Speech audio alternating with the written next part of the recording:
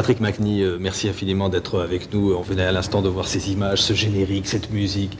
Chapeau melon et bottes de cuir, The Avengers.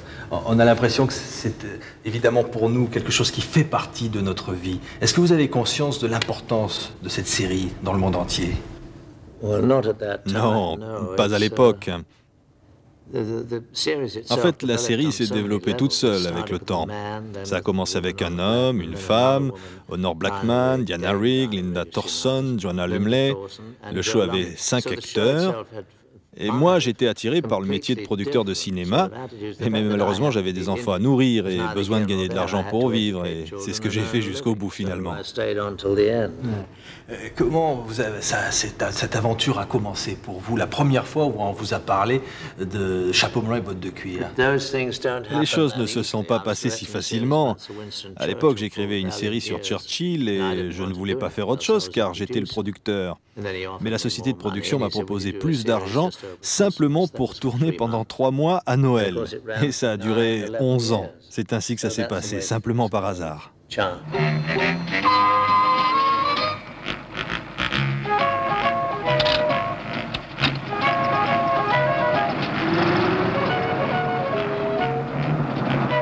Comment on peut expliquer ce succès universel? En fait, tous les gens à cette époque faisaient ça pour la première fois. Donc ils avaient des idées. J'avais des idées, nous avions tous des idées et on les mettait ensemble. Et c'est comme ça que le show s'est fait. On a mis nos idées ensemble pendant 6 saisons.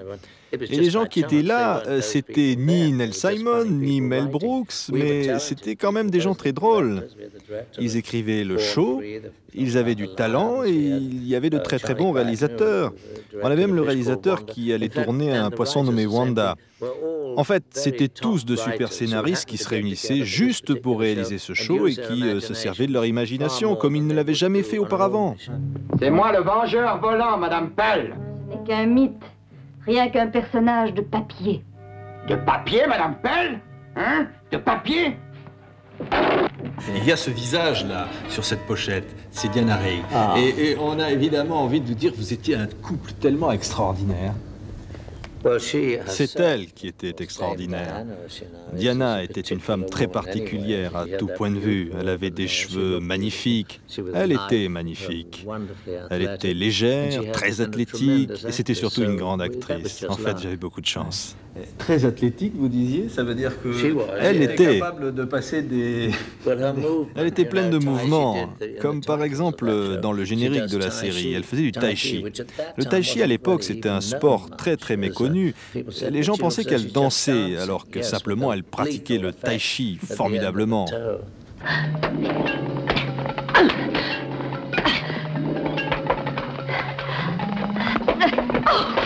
Vous symbolisez, avec la reine d'Angleterre, vous symbolisez la Grande-Bretagne aujourd'hui. Qu'est-ce qui fait que vous avez tant en vous ce qui caractérise pour nous les Anglais? Oui, peut-être maintenant, je caractérise les Anglais, mais à l'époque, je pense qu'un parapluie ou simplement des choses comme ça symbolisait beaucoup la Grande-Bretagne, parce qu'on sortait de la guerre, on voulait revenir aux belles choses du XVIIIe siècle. On avait eu la guerre, on était déprimés, il y avait les rationnements, et donc cette série, c'était comme une renaissance. C'était un retour aux couleurs de la vie, c'était très romanesque. Ouais. Qu'est-ce que vous vivez, je crois, aujourd'hui aux États-Unis, mais est-ce que vous n'avez pas l'impression d'appartenir à la Grande-Bretagne quelque part, de faire partie des mythes anglais? Non, j'ai pas la sensation que cette série était si british. C'était fait en Angleterre par un Canadien, nous vivions tous à l'étranger, et on représentait une attitude anglaise qui n'existait déjà plus à l'époque, qui était très ancienne en fait. En revanche, la série représentait bien Carnaby Street. Et à l'époque, c'était le centre du monde de la mode dans ces années 60, et c'est ça que nous personnifions.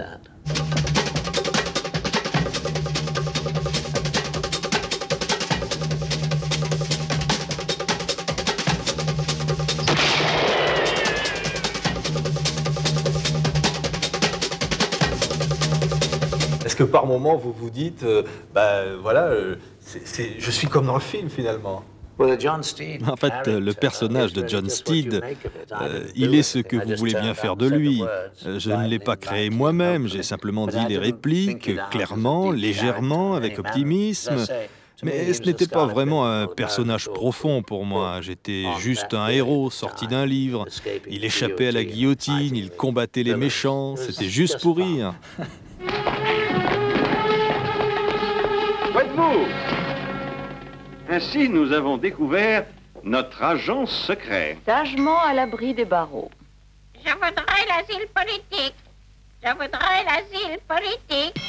Vous avez joué dans des films fantastiques, vous avez présidé le festival de films fantastiques à Bruxelles il y a quelques années. Est-ce que vous vous dites, je suis quand même John Steed avant tout? Est-ce que c'est pas pesant, quelque part? La réalité à propos de ce personnage, c'est d'ailleurs le cas de n'importe quel personnage qui appartient à une série, qui retient l'affection du public, eh bien, c'est que ça vous poursuit pendant toute votre carriire de comédien. Les gens vous retrouvent toujours avec plaisir, comme le souvenir de quelqu'un qu'ils ont aimé. Et si John Steed s'adresse à téléspectateurs de TV5 dans le monde entier qui vous connaissent dans toutes les langues, parce que cette série a été traduite partout, Oui. vous leur diriez quoi? Vous leur diriez merci d'une certaine façon?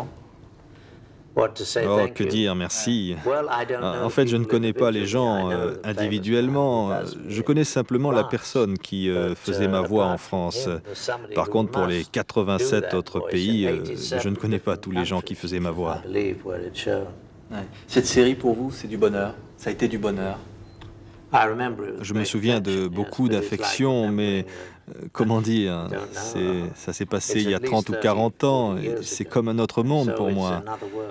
Enfin, maintenant, grâce à tout ça, eh bien, c'est une réalité d'aujourd'hui. Et quand on vous voit, pour beaucoup, vous ne changez pas, vous êtes toujours là.